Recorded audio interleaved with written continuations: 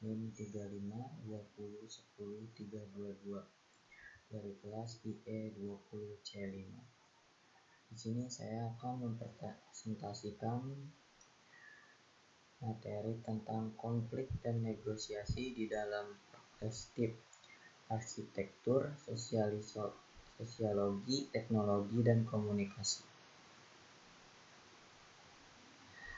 Arsitektur dan komunikasi. Pentingnya peranan disiplin ilmu komunikasi dalam membantu mengatasi berbagai permasalahan sosial makin mengemuka. Disiplin komunikasi bersifat interdisipliner, di mana disiplin komunikasi tumbuh dan terdiri dari berbagai disiplin yang ada, baik dari kelompok humaniora, kelompok ilmu sosial. Melihat kaitan antara komunikasi dan arsitektur, salah satu cabang dari disiplin keilmuan dan arsitektur adalah komunikasi arsitektur. Dalam perkembangan ilmu arsitektur, kemampuan arsitek menyampaikan ide agar dapat dipahami melalui rancangannya menjadi semakin penting. Teknik komunikasi arsitektur. 1. Teknik komunikasi arsitektur adalah seni, metode, atau keterampilan untuk mengirimkan dan menerima informasi arsitektural agar dapat dipahami oleh pihak yang menjadi sasaran komunikasi. 2. Bentuk komunikasi utama dalam teknik komunikasi arsitektur adalah bentuk visual. Bentuk visual sebagai digunakan seaktif mungkin, baik itu dari konteks berkomunikasi atau berpikir. Semakin kuatnya penguasaan bahasa visual akan meningkatkan kemampuan berpikir dalam ruang dan kemampuan untuk mengekspresikan ruang akan menjadi lebih baik. 3. Teknik komunikasi arsitektur menekankan pada pemahaman objek dari komunikasi, yaitu ruang dan arsitektur, tujuan dan peran dari komunikasi baik sebagai fungsi kultural maupun fungsional. 4. Parameter tujuan dari komunikasi arsitektur adalah tercapainya tujuan dari komunikasi dan pemahaman partisipan komunikasi terhadap objek yang dikomunikasikan. Komunikasi arsitektur ruang. Kajian ruang yang telah menjadi bahasan arsitektur sejak lama juga menjadi tema bahasan di dalam komunikasi. Orang akan cenderung merasa posesif pada beberapa ruang yang dimilikinya, seperti kamar, mobil, ataupun halaman. Ketika kita bicara terkadang kita duduk atau berdiri sangat dekat dengan orang yang kita ajak bicara, dan pada saat yang lain merasa lebih nyaman untuk menjaga jarak tertentu. Ketika manusia melakukan komunikasi tatap muka, terdapat 8 faktor yang mungkin terkait dengan bagaimana manusia menggunakan spek mereka. 1. Postur faktor terkait dengan jenis kelamin dan partisipan dan posisi dasar mereka berdiri, duduk, dan berbaring. 2. Sosial pungal subjektif X. Sosial pungal berarti interaksi yang tidak suportif, dan subjekmental berarti komunikasi yang mendukung. Berbicara mungkin saling berhadapan, saling membelakangi, atau menghadap ke arah sudut tertentu, menggambarkan saling mendukung atau tidak. 3. Kinetic faktor terkait kedekatan individual terkait dengan kemungkinan saling menyentuh. 4. Touch behavior, orang mungkin terlibat di dalam tindakan menyentuh, berpegangan, saling mendekat, dan sebagainya. 5. Visual code. Kategori ini termasuk perilaku kontak mata seperti saling pandang langsung dan tidak memandang sama sekali. 6. Tonal code terkait dengan kehangatan dan diterima dari partisipan komunikasi yang lain. 7. On-factor out, termasuk bau yang diterima dari lawan bicara. 8. Voice launch, kerasnya suara dalam berbicara dapat berpengaruh pada ruang antar persona. Sosiologi dan komunikasi. Sosiologi berasal dari bahasa Latin yaitu socios yang berarti kawan, teman, sedangkan logos berarti ilmu pengetahuan. Susanto 1985. Jadi sosiologi adalah ilmu pengetahuan tentang masyarakat. Masyarakat adalah sekelompok individu yang mempunyai hubungan, memiliki kepentingan bersama, dan memiliki budaya. Istilah sosiologi sebagai cabang ilmu sosial dicetuskan pertama kali oleh ilmu Prancis bernama Auguste Comte tahun 1942, sehingga Comte dikenal sebagai Bapak Sosiologi. Menurut Selo Marjan dan Soeman Sumardi, sosiologi adalah ilmu kemasyarakatan yang mempelajari struktur sosial dan proses sosial termasuk perubahan sosial. Fakta sosial adalah cara bertindak, berpikir, dan perasaan yang berada di luar individu dan mempunyai kekuatan memaksa dan mengendalikan individu tersebut. Contoh di sekolah seorang murid diwajibkan untuk datang tepat waktu, menggunakan seragam, dan bersikap hormat kepada guru. Kewajiban tersebut dituangkan ke dalam sebuah aturan dan memiliki sanksi tertentu jika dilanggar. Dari contoh tersebut bisa dilihat adanya cara bertindak, berpikir, dan berperasaan yang ada di luar individu.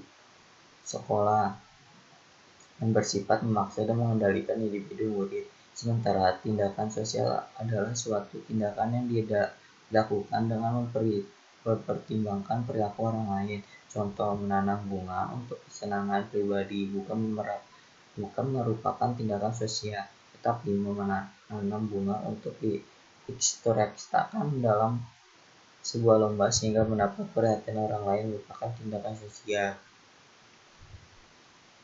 Hubungan antara tradisi ilmu sosial dan komunikasi pada dasarnya sangat dekat karena komunikasi sendiri adalah salah satu disiplin ilmu yang dikembangkan dan pendekatan sosial. Salah satu pendekatan keilmuan sosiologi yang senantiasa didekatkan dengan komunikasi adalah perspektif interaksionisme yang seringkali disebut sebagai interaksi simbolik. Pada dasarnya, pengalaman individu dibentuk melalui proses pemakanan yang diciptakan dengan menggunakan simbol-simbol saat melakukan aktivitas komunikasi di dalam suatu kelompok, sehingga cara terbaik untuk mencapai suatu tujuan akan diperoleh dengan berinteraksi dengan orang lain dalam kelompok sosial. Teknologi dan komunikasi. Marston menyebutkan bahwa teknologi sama dengan media. Secara ringkas terdapat 3 Muslan tentang teknologi. 1. Extension senses. Media di sini merupakan Metseduhan adalah sebagai sesuatu yang bisa memperpanjang diri kita, memperpanjang kemampuan manusia untuk memenuhi kebutuhan, mengatasi kendala, dan memudahkan hidup. Apa yang tidak bisa kita jangkau bisa dibantu oleh teknologi.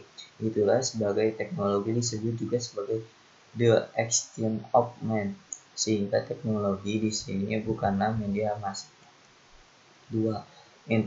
Environmental thesis. Teknologi atau media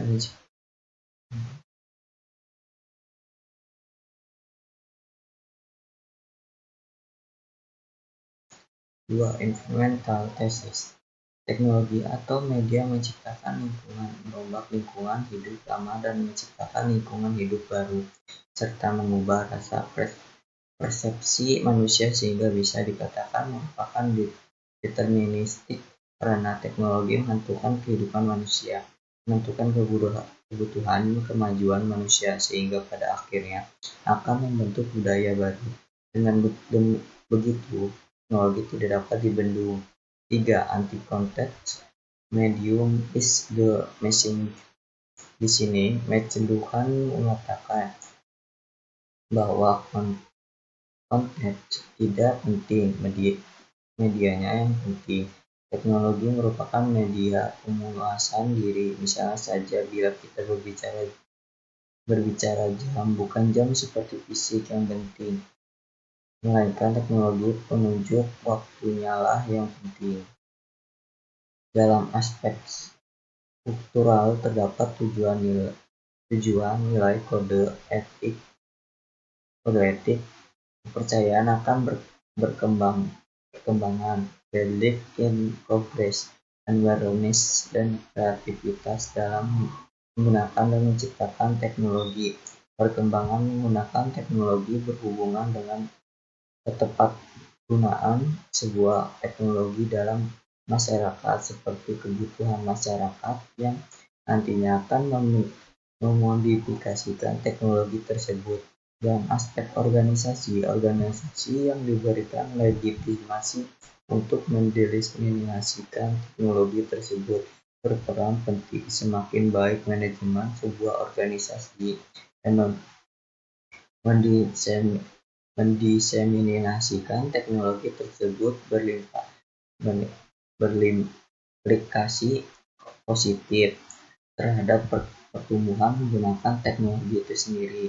Komponen dalam organisasi yang akan mendukung proyek diseminasi teknologi itu antara lain pekerja kebijakan, organisasi budaya, organisasi dan efektivitas serta efisien kinerja organisasi. Konflik dan negosiasi dalam berbagai perspektif keilmuan. Setiap kelompok dalam satu bingkai sosial di mana di dalamnya terjadi interaksi antara satu dengan lainnya memiliki kecenderungan timbulnya konflik. Konflik sangat berat kaitannya dengan perasaan manusia, termasuk perasaan diabaikan, disepelekan, tidak dihargai, ditinggalkan, dan juga perasaan jengkel karena kelebihan beban kerja. Perasaan-perasaan tersebut sewaktu-waktu dapat memicu timbulnya kemarahan. Keadaan tersebut akan mempengaruhi seseorang dalam melaksanakan kegiatan secara langsung dan dapat menurunkan produktivitas organisasi secara tidak langsung dengan melakukan banyak kesalahan yang disengaja maupun tidak disengaja. Salah satu lokasi yang rentan akan konflik adalah organisasi. Organisasi merupakan wadah di mana banyak orang berkumpul dan saling berinteraksi. Organisasi juga terbentuk karena adanya kesamaan misi dan visi yang ingin dicapai. Dari sini, setiap individu atau unsur yang terdapat di dalam organisasi tersebut secara langsung maupun tidak langsung harus memegang teguh apa yang menjadi pedoman dan prinsip di dalam organisasi tersebut, sehingga untuk mencapai visi menjalankan misi yang digariskan dapat berjalan dengan baik. Konflik sebagai suatu perselisihan atau perjuangan yang timbul bila keseimbangan antara perasaan, pikiran, hasrat, dan perilaku seseorang terancam. Sementara menurut Douglas dan Davis 1979, konflik adalah perjuangan di antara kekuatan-kekuatan independen. Konflik dan negosiasi dari sudut pandang arsitektur. Pandangan mengenai konflik dan negosiasi dalam arsitektur sendiri baru muncul pada awal perkembangan postmodern. Menurut Jacques, 1997, arsitektur modern kemungkinan para kreator untuk mempersatukan sekaligus mempertarungkan konsep-konsep arsitektur yang telah ada sekaligus memodifikasi struktur serta bahan bangunan yang digunakan. Bentuk bangunan sendiri pada akhirnya merupakan perpaduan asimetris karena membebaskan kreatornya dan struktur dan secara ketat mengingatkan mereka. Maka estetika kemudian dibawa ke ranah yang lebih jauh dengan cara menabrakkan konsep-konsep yang dulunya tabu untuk digunakan bersamaan. Konflik dan negosiasi sudut pandang sosiologi. Menurut Raho 2007, penyebab konflik dalam sebuah masyarakat modern antara lain disebabkan oleh satu, semakin tidak merata distribusi sumber-sumber di dalam suatu sistem, akan semakin besar konflik kepentingan antara segmen dominan atau lemah. Dua, segmen-segmen yang lebih lemah subordinate semakin menyadari akan kepentingan kolektif mereka, maka akan semakin besar kemungkinannya mereka tidak akan mempertanyakan keabsahan distribusi sumber-sumber yang tidak mahal. 3. Segmen-segmen yang lemah dalam suatu sistem semakin sadar akan kepentingannya kelompok mereka, maka semakin besar kemungkinan mereka mempersalahkan keabsahan distribusi sumber-sumber, dan semakin besar pula kemungkinannya mereka organisir untuk memulai konflik secara terang-terangan. Segmen dominan suatu sistem. 4. Apabila segmen-segmen subordinate semakin dipersatukan oleh keyakinan umum dan semakin berkembangnya struktur kemungkinan politik mereka, maka segmen-segmen dominan dan segmen-segmen yang dikuasainya lebih lemah akan terpolarisasi. Konflik dan negosiasi sudut pandang teknologi. Ekstensi sebuah teknologi adalah definisian teknologi maupun praktek penggunaan teknologi secara baku. Biasanya wacana mengenai hal tersebut dikaitkan dengan hubungan sosial dan kontrol sosial sebuah teknologi yang memiliki kecenderungan untuk fokus pada suatu organisasi tertentu yang menenangkan pada perencanaan dan administrasi, manajemen, penelitian, sistem regulasi, polusi, dan bentuk kerusakan lainnya. Terhadap seringnya pembebasan mengenai teknologi praktis seputar hal-hal tersebut menyebabkan hal-hal lain semacam nilai-nilai personal di individu dalam teknologi work diabaikan. Padahal jika dilihat lebih jauh lagi, penggunaan teknologi berdasarkan nilai-nilai personal akan terkait erat dengan pemanfaatannya untuk kebaikan, tahukah sebaliknya? Sehingga ada pemisahan antara istilah-istilah yang digunakan dalam menjelaskan teknologi. Dua istilah yang mau dipisahkan definisi adalah teknikal dan teknologikal. Istilah teknologikal didefinisikan sebagai basis fundamental sebuah penemuan atau inovasi, sementara teknikal didefinisikan sebagai cara yang digunakan untuk memecahkan sebuah masalah menggunakan teknologi. Kesimpulannya, ilmu komunikasi, arsitektur, sosiologi, dan teknologi memiliki hakikat dasar yang berbeda. Arsitektur pada intinya adalah hasil upaya manusia menciptakan lingkungan yang utuh untuk menampung kebutuhan manusia bertempat tinggal, berusaha, atau bersosial. Budaya sosiologi di sisi lain adalah ilmu kemasyarakatan yang mempelajari struktur sosial dan proses-proses sosial, termasuk perubahan sosial. Sedangkan komunikasi secara ontologis berarti ilmu yang mempelajari interaksi. Adapun teknologi berbicara tentang bagaimana manusia memodifikasikan lingkungan alam atau sumber daya alam agar sesuai dengan tujuannya. Meskipun berbeda, tetapi ilmu-ilmu tersebut saling mempengaruhi, baik secara tema, kajian, teori, maupun metode penelitiannya. Sekian, terima kasih. Bila ada salah-salah kata, mohon dimaafkan. Wabillahi taufiq wal hidayah. Wassalamualaikum warahmatullahi wabarakatuh.